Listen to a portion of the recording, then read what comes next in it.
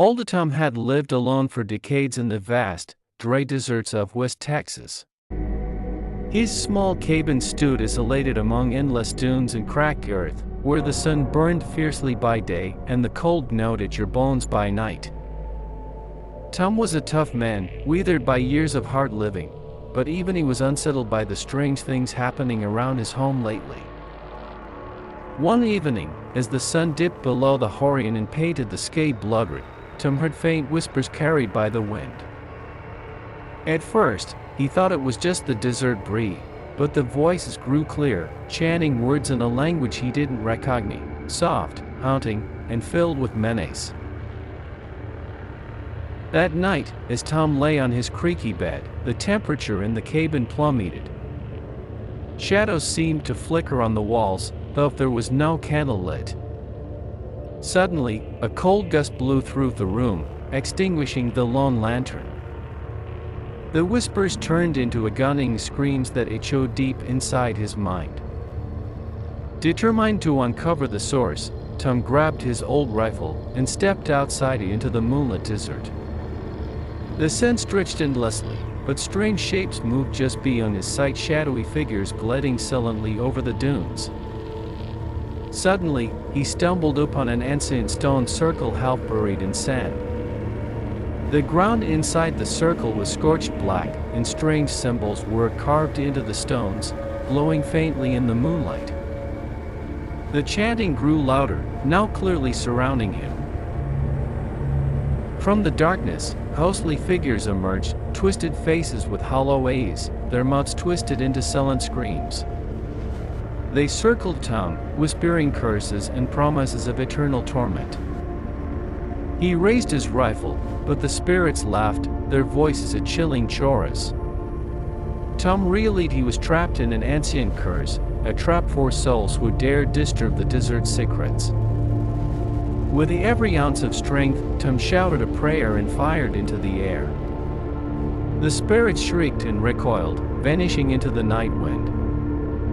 Breathless and shaken, Tom fled back to his cabin, but he knew this was only the beginning. Every night since, the desert whispers returned, reminding him that the spirits of the cursed desert never forget, and never forgive. Tom marked the ground with salt, hoping to break the curse. But in the morning, the salt was gone, not blown away, but melted into the sand, leaving behind black burn marks in a perfect circle.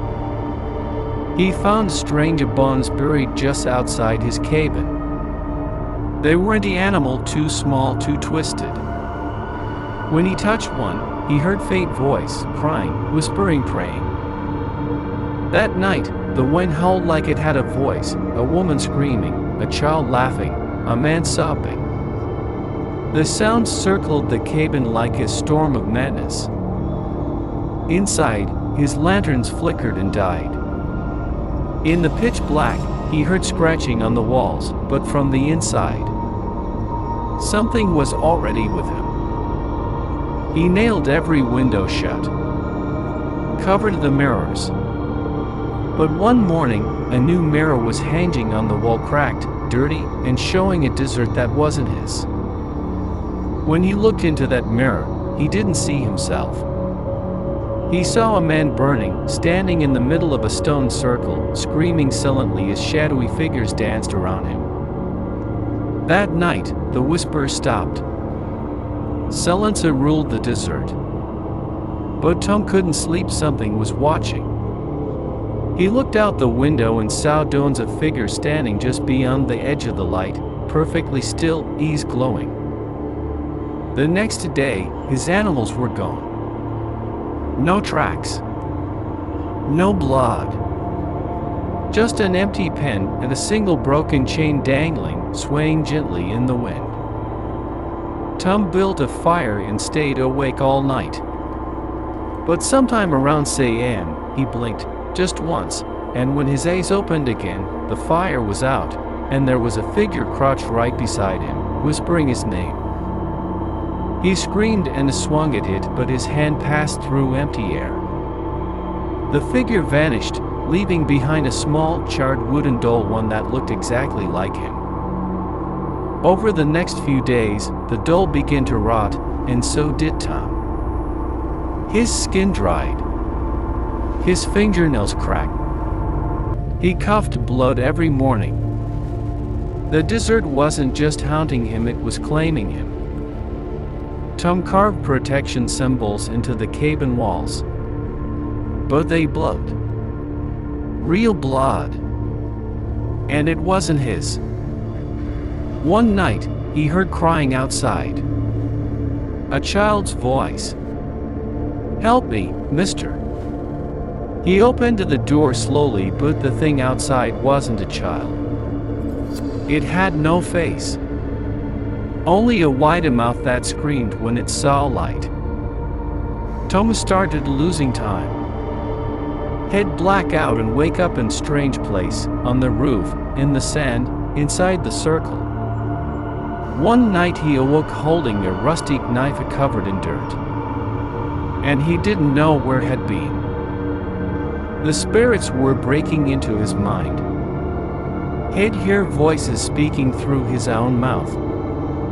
His reflection in the window moved on its own, smiling when he was terrified. In desperation, he tried to burn the circle. But the flames turned black and hissed. The sand around it melted into glass. And he heard a voice from beneath the earth, "You woke us. Now stay." That night, the dead returned. He saw the owners of the bones, men, women, children burnt and twisted, crawling from the sand, pointing at him with broken fingers. He ran. He ran until his legs collapsed, until blood dripped from his knees. But the desert bent around him. The sky turned red, the moon cracked like glass. He woke up inside the circle, surrounded by candles and bones.